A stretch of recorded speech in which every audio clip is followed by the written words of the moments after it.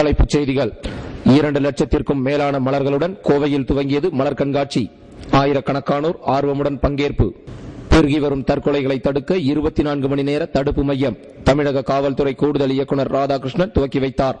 ஊருக்குள் புகுந்த காட்டு யானை கூட்டம், பீதியில் கிராம மக்கள். கோவையில் உள்ள தமிழ்நாடு வேளாண் பல்கலைக்கழகம் மற்றும் கோவை மாவட்ட அப்டவுன் அரிமா சங்கம் சார்பில் 4வது ஆண்டு மலர் கண்காட்சி கோவை மருதமலை சாலையில் உள்ள தாவரவியல் பூங்காவில் இன்று துவங்கியது. இன்று துவங்கி வருகிற 31ஆம் தேதி வரை நடைபெறும் இக்கண்காட்சியில் உதகை, ஒசூர், ஏற்காடு உள்ளிட்ட பகுதிகளிலிருந்து கொண்டுவரப்பட்ட பல்வேறு வகை ரோஜா மலர்கள் பார்வைக்கு வைக்கப்பட்டிருந்தன. மேலும் கனடா, ஹாலந்து, சிங்கப்பூர் போன்ற வெளிநாடுகளிலிருந்து வரவழைக்கப்பட்ட டியூலிப், வில்லியம்ஸ், கார்னேஷன் உட்பட சுமார் 300 வகையிலான 2 லட்சத்திற்கும் அதிகமான மலர்கள் இடம்பெற்றிருந்தன. இம்மலர்களை ஏராளமான பள்ளி மற்றும் கல்லூரி மாணவிகள் கண்டு ரசித்தனர்.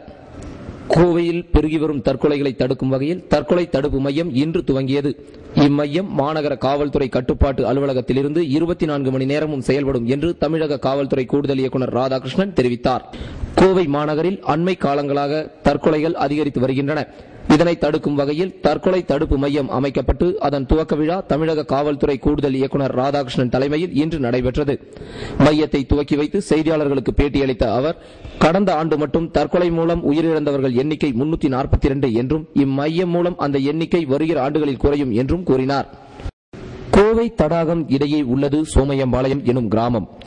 மேற்கு தொடர்ச்சி மலைப்பகுதியில் அமைந்துள்ள இந்த கிராமத்திற்கு யானைகள் வந்து செல்வது வீட்டிற்கு விருந்தாளிகள் வந்து செல்வது போல் வாடிக்கையாகிவிட்டது. இந்த நிலையில் நேற்றிரவு வனப்பகுதியில் இருந்த 13 காட்டு யானைகள் கூட்டமாக கிராமத்திற்குள் நுழைந்தன. இரவில் அங்குள்ள தென்னந்தோப்பில் பதுங்கிய யானை கூட்டம் காலை முதல் வாழைத்தோப்பை முற்றுகையிட்டு அங்கு துவம்சம் செய்ய துவங்கின. பொதுமக்கள் உதவியுடன் வனத்துறையினர் பட்டாசுகள் வெடித்தும் சப்தங்கள் எழுப்பியும் இடத்தை விட்டு நகராமல் ஊருக்குள்ளேயே வட்டமடித்தன காட்டு யானைகள். இதனால் அப்பகுதியில் ஆயிரக்கணக்கான மக்கள் பெரும் பீதியுடன் வீட்டை விட்டு வெளியேறி ஆங்காங்கே குழுமினர்.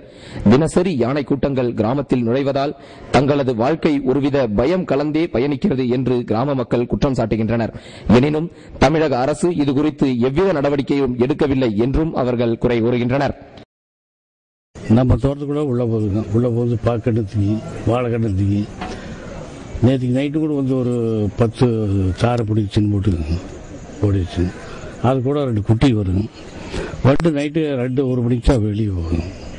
இல்லை பால்கார் நிறைய வர்றாங்க. பால்காரை பார்த்தா முடுக்கும். பால்கார் சைக்கிளில் கேனில் எழுதி போட்டு வெளியே ஓடிடுவாங்க. 7 மணி ஆனால் இங்கே யாரும் வெளியே வர முடியறதில்ல. இந்த பகுதியில் இந்த பக்கத்தில் இதே டர்னில் இந்த மூலையில் ஒருத்தர் அடிச்சிருச்சு. அது 2 மாசம் ஆச்சு. 7 மணி ஆனால் நாங்கள் யாருமே வெளியே வர்றதில்லைங்க. நம்ம தோட்டத்தில் எல்லா மேலே ஒன்றும் பண்றதில்லைங்க. இரவு வரை யானைகள் கிராமத்திலேயே சுற்றி வருகின்றன என்பது குறிப்பிடத்தக்கது. கோவை மேட்டுப்பாளையம் சாலையில் உள்ள கவுண்டர் மில்ஸ் பகுதியில் தனியாருக்கு சொந்தமான 2 மாடி கட்டிடத்தின் கட்டுமான பணி நடைபெற்று வருகிறது. இன்று காலை கட்டிடத்தின் மேற்கூரையில் கான்கிரீட் பணி மேற்கொள்ளப்பட்டது. அப்போது திடீரென அதன் மேற்கூரை இடிந்து விழுந்ததால் பெரும் விபத்து நேரிட்டது. இதுகுறித்த ஒரு பிரத்யேக பட தொகுப்பு. சார், என் பேர் ராஜன் சார். நான் காலையில் 2 மணிக்கு அங்கிருந்து வந்தேங்க. காங்கிரஸ் ஸ்டார்ட் பண்ணும்போது மணி 3:30 மணிக்கு ஸ்டார்ட் பண்ணி ஒரு 10 லோடு தாங்க போட்டேங்க. போட்டு அப்போவே சென்ட்ரிங் சீட் இறங்கிடுச்சுங்க. அங்கிருந்து மாற்றி இந்த சைடு போட்டுக்கலாம் அப்படின்னு சொல்லி எதையும் போட்டிருந்தேங்க. போட்டிருக்கும் போது சேக்கப் சார் அவங்க டைட் வச்சுட்டு இருந்தாங்க கீழே. அப்போ வந்து முட்டுக்கிட்ட பத்தாதுங்க, 2 முட்டுக்கு வச்சுருவாங்க அப்படின்னு சொல்லி மறுபடியும் 2 முட்டுக்கு டைட் பண்ணிட்டு இருந்தாங்க. நாங்கள் இதை மாட்டி இது போட்டு அந்த சைடு கழட்டி மாட்டலான்னு சொல்லி அவர்கிட்ட சொன்னாலும் ஆப்ரேட்டர் வந்து அந்த சைடு கழட்டி மாட்டினாருங்க. கழட்டி மாட்டினோன்னு அந்த சைடு வளவத்துலேருந்து சல்லுன்னு சென்ட்ரிங்க கலந்து வந்துருச்சுங்க. அது 4 பேர் கீழே மாட்டினாங்க. இந்த திடீர் விபத்தில் கட்டிட மேற்பார்வையாளரான ராமநாதபுரம் மாவட்டத்தைச் சேர்ந்த சேகர் என்பவர் சம்பவ இடத்திலேயே பரிதாபமாக உயிரிழந்தார். மேலும் படுகாயமடைந்த 3 பேர் கோவை அரசு மருத்துவமனையில் சிகிச்சைக்காக அனுமதிக்கப்பட்டனர். இந்த விபத்து சம்பவம் அப்பகுதியில் பெரும் பரபரப்பை ஏற்படுத்தியுள்ளது.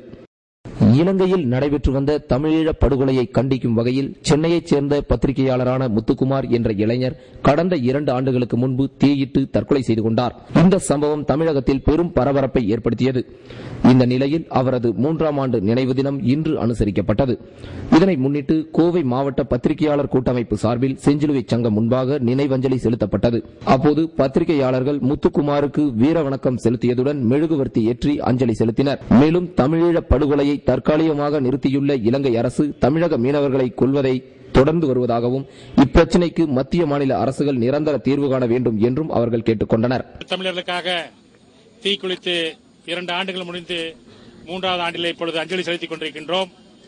அவர் எழுப்பிய இந்த தமிழ் தீ பத்திரிகையாளருக்கு மட்டுமல்ல அனைத்து சமுதாய தமிழ் மக்களுக்கும் பரவ வேண்டும். எதிர்காலத்திலே தமிழர்களுக்கு இழைக்கப்படுகிற கொடுமைகளுக்கு ஒரு முற்றுப்புள்ளி வைக்க வேண்டும். மத்திய அரசாகட்டும் மாநில அரசாகட்டும் இதை ஒரு பெரும்போக்காக நினைத்துக் கொள்ளாமல் நிரந்தர தீர்வு காணும் வகையிலே தமிழர்களுக்கு இழைக்கப்படுகின்ற அநீதிக்கு முற்றுப்புள்ளி வைக்க வேண்டும் என்பதை பத்திரிகையாளர் சார்பாக கேட்டுக் கொள்கிறோம்.